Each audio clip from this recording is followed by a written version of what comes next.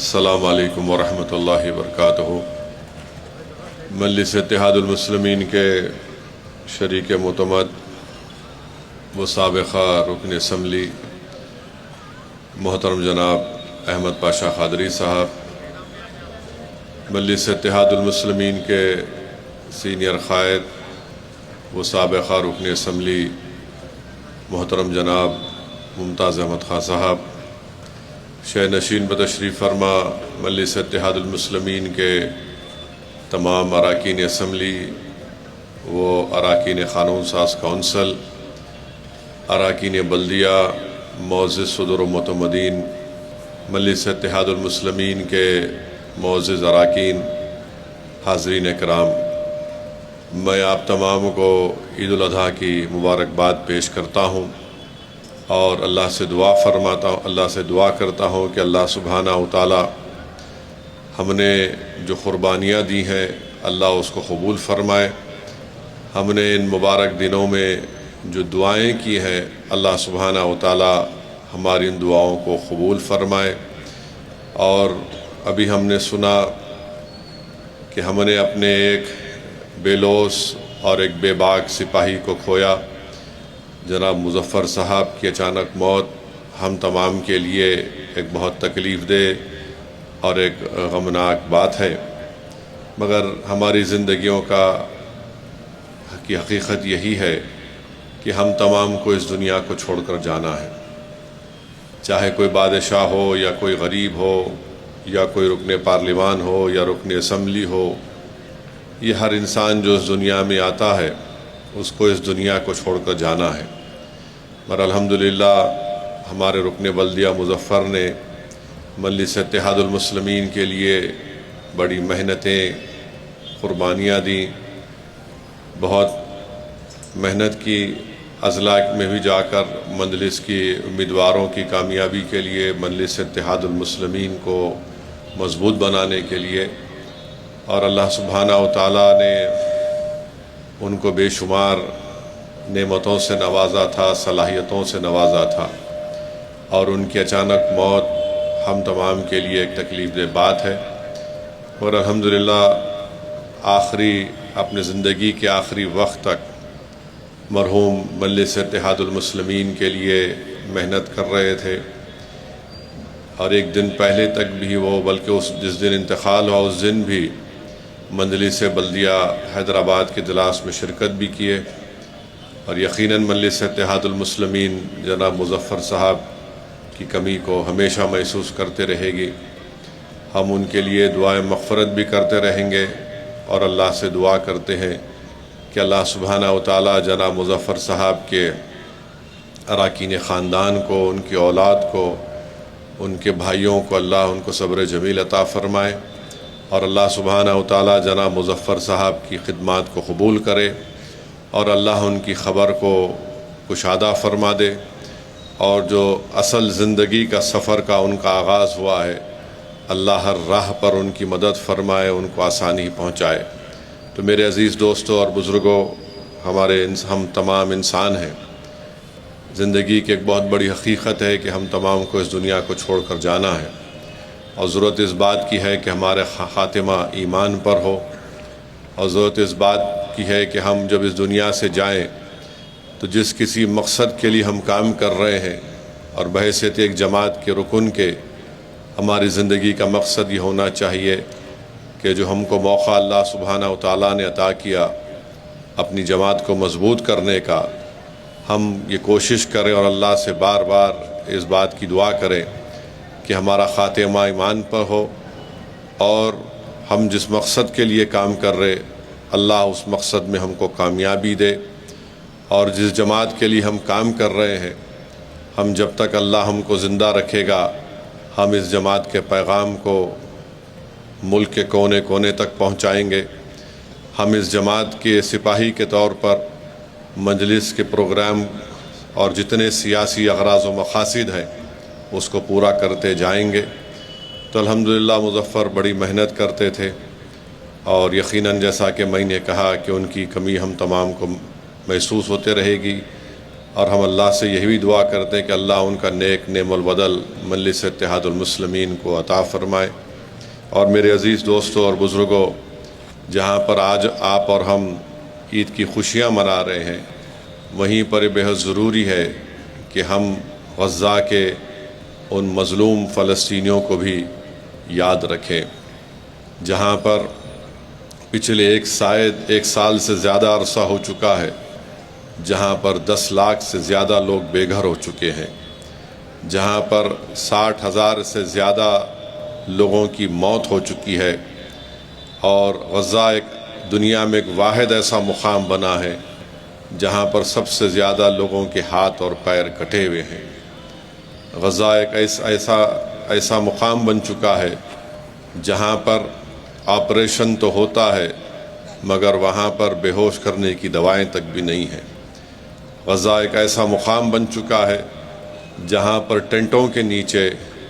ظالم اسرائیلی حکومت کی ظلم اور بربریت کی وجہ سے علاج اگر ہوتا ہے تو ٹینٹوں کے نیچے ہوتا ہے۔ ہماری بیٹیاں بچوں کو پیدا کر رہی ہیں تو بغیر کسی طبی امداد کے، یا اگر ہے بھی تو بالکل محدود طبی امداد ان کو ملتی ہے، اور ٹینٹوں کے نیچے ان کا علاج ہو رہا ہے۔ آج وہ مظلوم قوم دنیا کو پکار کر تو تھک گئی، کوئی ان کی مدد کے لیے نہیں پہنچا، مگر ہم سلام کرتے ہیں غزہ کے ان غیور فلسطینیوں کے، ان کے عزم کو، ان کے حوصلوں کو، کہ مسجدیں ظالم اسرائیلی حکومت نے بمباری کر کے اس کو شہید کر دیا، ان کے گھروں کے ڈھیر پڑے ہوئے ہیں، انبار پڑے ہیں بمباری کی وجہ سے، مگر وہ بقرعید کو ہی منا رہے ہیں۔ وہ اللہ سے اپنے اس واسطے کو کمزور نہیں ہونے دیے بلکہ اس کو اور مضبوط کیے ہیں۔ میرے عزیز دوستوں اور بزرگوں، کل ایک ویڈیو میں دیکھ رہا تھا، کسی شخص نے مجھے بتایا کہ ہمارے وطن عزیز بھارت میں جو ایمپرو گلوکوز بسکٹ کا ایک پیکٹ 5 روپے میں ملتی ہے، غزہ کے ایک مظلوم باپ نے اپنی اولاد کی بھوک کو مٹانے کے لیے اس کو 2,300 روپے میں خرید کر اپنے معصوم بچے کے لیے لے کر آتا ہے۔ آپ اندازہ لگائیے کہ ایک ایسی جگہ پر غزہ ہے جہاں پر اطراف و اکناف میں کئی ممالک ہیں، اور یہ دنیا بڑی درس دیتی ہے ہیومن رائٹس کی، یہ دنیا بڑی درس دیتی ہے کہ ٹیررزم کو ختم کرنا ہے، مگر جب فلسطینیوں پر ظلم اور بربریت یہ ظالم اسرائیلی اور یہ جہنم کا کتا بنجمن نتنیاہو کرتا ہے تو دنیا اندھی اور گونگی ہو جاتی ہے۔ آج آپ دیکھتے ہیں کہ جو ان کو کھانے کی امداد غزہ میں دی جا رہی ہے، ان سے کہا جا رہا ہے کہ تم اپنے گھروں سے نکل کر 8 کلومیٹر چل کر تم اپنے لیے، اپنے افراد خاندان کے لیے کھانا لے کر آؤ، اور راستے میں یہ ظالم اسرائیلی حکومت کی فوجیں ان کو گولیوں کا نشانہ بناتی ہے۔ مجھے یقین ہے کہ انشاءاللہ تعالی اللہ سبحانہ و تعالی ان کی ضرور مدد کرے گا۔ اگر آج دنیا میں کوئی ایسا مرد مجاہد نہیں ہے جو ان کی مدد نہیں کر رہا ہے تو کوئی کسی کی ضرورت نہیں ہے، اللہ ہمارے لیے کافی ہے۔ وہی غزہ کے لوگوں کی زبانوں سے ہم سنتے ہیں کہ ہم پکار کر تھک گئے، مگر ہم اپنی اللہ کو پکار کر کبھی نہیں تھکیں گے۔ ہم حسبنا اللہ و نعم الوکیل کہنے والے ہیں۔ مجھے یقین ہے کہ انشاءاللہ تعالی اللہ ان غزہ کے ان غیور فلسطینیوں کی مدد کرے گا، اور ضرور انشاءاللہ تعالی یہ ظالم اسرائیلی حکومت کا اللہ سبحانہ و تعالی ان کو کمزور کرے گا، اور بنیامین نتنیاہو جہنم کا کتا ہے، وہ ضرور جہنم میں جلے گا۔ دنیا آج بیٹھ کر یہ تماشا دیکھ رہی ہے کہ کیسے وہاں پر ایک نسل کشی اور جنوسائیڈ ہو رہا ہے، مگر انشاءاللہ تعالی اللہ ان کو غالب کرے گا۔ جو لوگ آج کمزور ہیں، جو لوگ آج بھوکی اور فاقے میں زندگی گزار رہے ہیں، اللہ ضرور ان کمزوروں کو، ان ظالموں پر اللہ ان کو غالب کرے گا۔ آج دنیا یہ سمجھ رہی ہے کہ ان کو ہم بے سہارا سمجھ کر ان پر ظلم کرتے جائیں گے، مگر ہم دیکھ رہے ہیں کہ دنیا کے کونے کونے میں حکومتیں ظالم کا ساتھ دے رہی ہے، مگر وہاں کی عوام ان مظلوموں فلسطینیوں کے لیے ہاتھیں اٹھا کر دعا بھی کر رہی ہیں، ان کے حق کے لیے احتجاج بھی کر رہی ہیں۔ ہم ہماری حکومت سے بھی مطالبہ کرتے ہیں کہ بھارت کی حکومت جو ہمیشہ فلسطینیوں کا ساتھ دیتی آئی ہے، آج ایسے موقع پر ہماری حکومت کی ذمہ داری ہے کہ اس جینوسائیڈ کو رکوائے، بلکہ غزہ میں اس کھانے کو پہنچائے جو لوگ بھوک اور فاقہ کشی میں وہاں پر اپنی زندگی کو گزار رہے ہیں۔ افسوس اس بات کا ہوتا ہے کہ غزہ میں اسرائیلی حکومت نے جو ڈرگز بیچنے والے، جو سابقہ میں آئسس داعش جیسے ٹیررسٹ تنظیم سے وابستہ تھا، اس کو چھوڑ کر غزہ میں لوگوں کو قتل کروا رہی ہے۔ مجھے یقین ہے کہ اللہ سبحانہ و تعالیٰ اس ظلم کا خاتمہ کرے گا، مگر میری اور ہم آپ سے دعا ہے کہ ہم غزہ کے ان مظلوم فلسطینیوں کے لیے بھی دعا کریں کہ اللہ ان کی مدد فرمائے، اللہ غیب سے ان کو رزق عطا فرمائے، کیونکہ اللہ رزاق ہے۔ جو آج حکومتیں جن کے پاس سب کچھ ہے مگر آج وہ خاموش بیٹھے ہیں، ان کو یاد رکھنا ہے کہ اللہ کے رسول صلی اللہ علیہ وسلم نے اپنے حجۃ الوداع کے خطبے میں کہا تھا، رسول اللہ صلی اللہ علیہ وسلم نے 1,44,000 صحابیوں کے سامنے اپنے آخری حج کے خطبے میں کہا تھا کہ مسلمانوں یاد رکھو، تم اپنے اعمال کا جواب اللہ کے پاس دو گے۔ اللہ کے رسول صلی اللہ علیہ وسلم نے فرمایا تھا، یاد رکھو تم سب کو اللہ کے سامنے پیش ہونا ہے اور تم کو اپنے اعمال کا جواب دینا ہے۔ اللہ کے رسول صلی اللہ علیہ وسلم نے اپنے حجۃ الوداع کے خطبے میں فرمایا تھا کہ کمزوروں کو کھانا کھلاؤ، کمزوروں کو عزت کا لباس پہناؤ۔ تو اگر آج لوگ رسول اللہ صلی اللہ علیہ وسلم کے اس ارشادات کو بھول چکے ہیں، مجھے یقین ہے کہ دنیا ان کو بھلا دے گی، مگر ہمارا کام یہ ہے کہ ہم اپنے حوصلوں کو پست ہونے نہ دیں، بلکہ کثرت سے ہم اپنے اللہ سبحانہ و تعالیٰ سے اپنے رشتے کو مضبوط رکھیں اور ان فلسطینیوں کے لیے ہم دعا کرتے رہیں۔ ہماری دعا ضرور انشاءاللہ تعالیٰ رنگ لائے گی، بلکہ ہم دارالسلام کے اسٹیج سے ان غزہ کے فلسطینیوں کو جو آج پچھلے 1 سال سے اسرائیلی حکومت کے جینوسائیڈ کا شکار ہیں، ہم ان کو پیغام دینا چاہتے ہیں کہ یقیناً دنیا تم کو بھول رہی ہے، دنیا کے بڑے بڑے سپر پاور تمہاری ظلم کو بھول رہے ہیں، اندھے ہو چکے ہیں، بہرے ہو چکے ہیں، مگر سرزمینی دکن پر بسنے والی اس غیوروں کی جماعت تمہارے ظلم سے اور تمہارے پر تکالیف جو گزر رہی ہم اس کو یاد رکھتے ہیں۔ ہم یقیناً تمہارے لیے دعا کر رہے ہیں، جب تک اللہ ہم کو زندہ رکھے گا ہم مسجد اقصی اور بیت المقدس کو بھولنے والے نہیں ہیں۔ ہم مسجد اقصی اور بیت المقدس کی کامیابی کے لیے دعا کرتے آئے ہیں۔ ہم غزہ کے فلسطینی مسلمانوں کے ان کے حقوق کی، ان کی ایک ڈگنیٹی کے لیے جو جدوجہد ہو رہی ہے، مجلس اس کے ساتھ کھڑی ہے، اور مجھے یقین ہے کہ انشاءاللہ تعالی اللہ سبحانہ و تعالیٰ ان کو غالب کرے گا۔ میرے عزیز دوستوں اور بزرگوں، ایک اور اہم بات میں آپ سے عرض کرنا چاہ رہا تھا کہ پچھلے بار مجلس اتحاد المسلمین حیدرآباد سے کئی مبصرین مہاراشٹرا کے بلدیہ انتخابات میں بحیثیت ابزرور بن کر گئے تھے۔ وہ تمام لوگوں سے میری گزارش ہے کہ آپ اپنے پورے جو دوبارہ جانے کے لیے، کیونکہ مہاراشٹرا میں بلدیہ کے انتخابات ہونے والے ہیں عن قریب میں، تو میری آپ سے گزارش ہے کہ جو حضرات پہلے گئے تھے